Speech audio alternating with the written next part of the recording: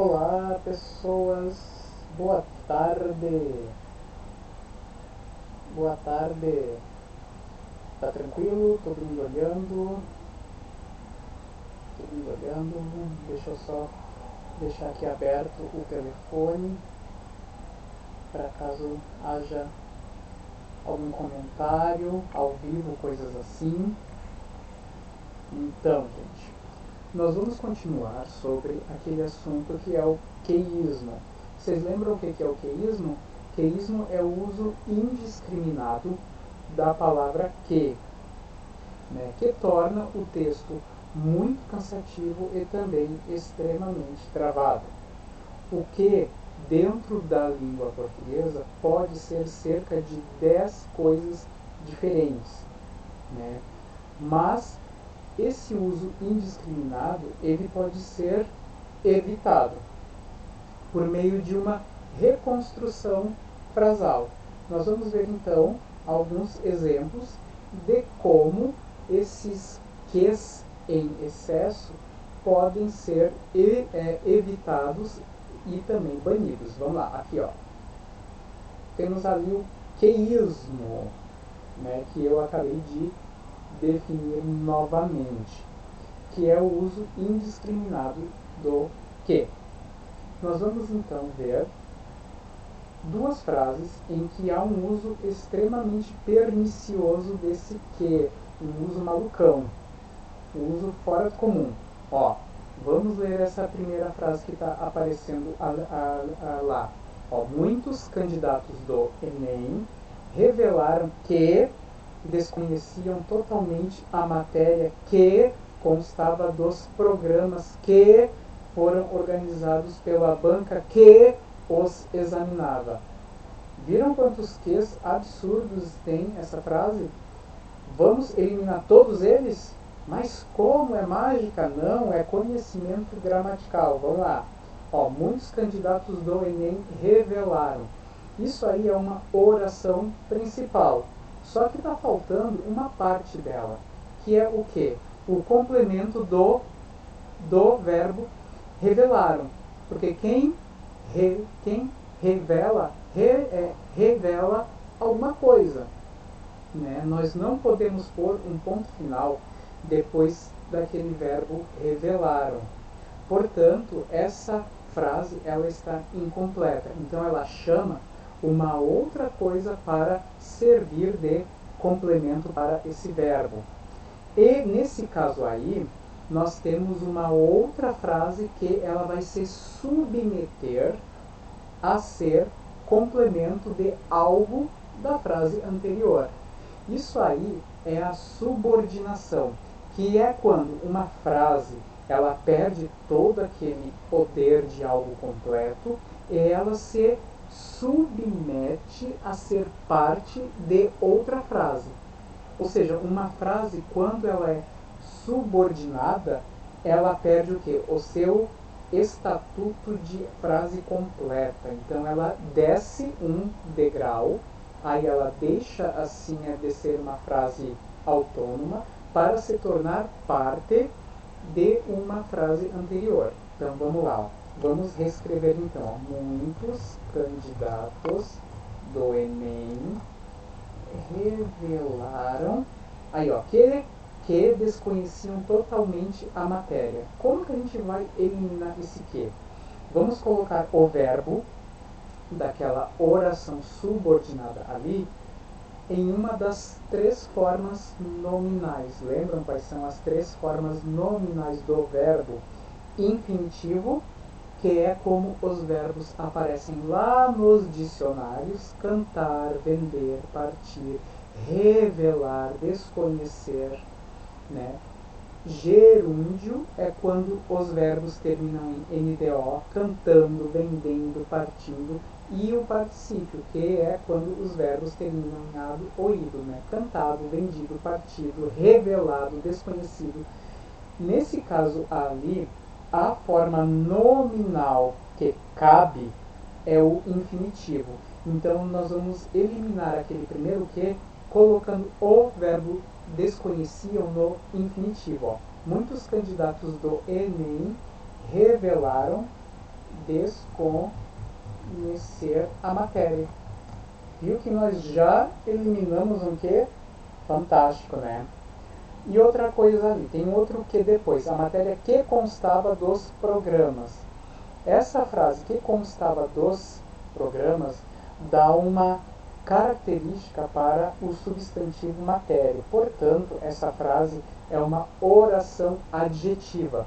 Sendo uma oração adjetiva, ela pode ser substituída por adjetivo. Então, muitos candidatos do Enem revelaram desconhecer a matéria constante, ou a gente pode usar uma palavra sinônima, presente. Ó, matamos mais um que? Constante presente nos programas. Matamos outro que? Aí tem um outro que aparecendo ali, ó, que foram organizados. Novamente, temos uma oração adjetiva. Por quê? Porque que foram organizados pela banca está dando uma característica para programas. Porque não é qualquer programa, mas somente aqueles que foram organizados pela banca. Se é uma oração adjetiva, vamos eliminar o verbo e colocar um adjetivo. Então, ali, ó, muitos candidatos do Enem revelaram desconhecer a matéria constante ou presente nos programas organizados. Olha que maravilha, estamos eliminando os textos. Pela banca que os examinava. Novamente, uma outra oração adjetiva. Se é oração adjetiva, vamos substituir aquela frase que os examinava por um adjetivo. Pela banca examinadora. Viram como a frase de baixo ficou muito mais elegante? Essa aqui, ó, que eu estou passando com o mouse, ó. Muito mais elegante. Maravilha, né? Então ali, ó, da frase de cima havia 4 Qs. A frase de baixo não há um Q sequer. Portanto, eliminamos os Qs por meio de conhecimento gramatical. Né? Mas isso também pode ser feito, né, de uma forma intuitiva. Né? Caso alguém leia bastante, consegue até, né, eliminar alguns Qs, né, de forma intuitiva. Vamos ver uma outra frase. Ó. No momento em que cheguei, pediram-me que apresentasse o trabalho que fiz sobre o escritor que havia falecido no mês que passou. Olha quanto que horroroso isso aí. Tá feio, erro rude. Então, ó, no momento em que cheguei, temos aí a primeira frase, a primeira oração. No momento em que cheguei, a gente pode substituir isso aí por uma outra conjunção sem a presença do que. Essa oração aí, essa frase, ela está dando um sentido temporal, um sentido de tempo. A principal conjunção temporal é quando. Quando cheguei. Ó, matamos já o primeiro que. Aí vem a outra frase, a oração principal, que não tem que antes dela. Pediram-me que apresentasse o trabalho. Pediram-me o quê? Que apresentasse o trabalho. Vamos colocar isso aqui em uma das... A gente pode fazer até uma nominalização dessa oração, ou seja, a gente pode substituir toda essa frase por um substantivo que tenha relação com o verbo. O verbo ali é apresentar-se. Qual é o substantivo que eu posso criar a partir de apresentar-se? De apresentar. Apresentação. Pediram-me o quê? A apresentação do trabalho.